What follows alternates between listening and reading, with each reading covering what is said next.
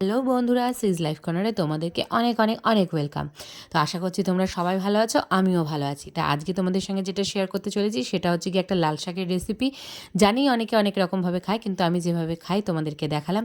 প্রথমে তোমরা দেখলে যে বিউলির ডালের বড়ি আমি ঝুড়ো ঝুড়ো করে তেলে ভেজে নিয়ে তুলে রাখলাম। এরপরে আমি আলু ভাজার মতন কুচি কুচি করে আলুগুলোকে কেটে নিয়েছি এবং একটু লঙ্কা আর তেজপাতা দিয়ে সেটাকে ভালো করে ভেজে নিলাম।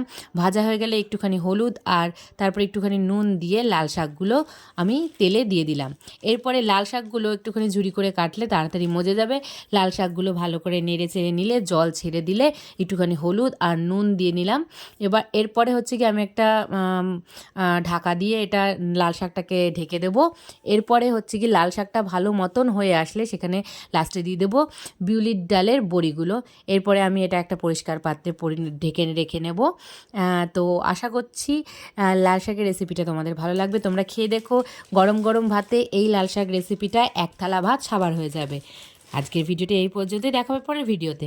Watching, subscribe and push the bell icon. Tata.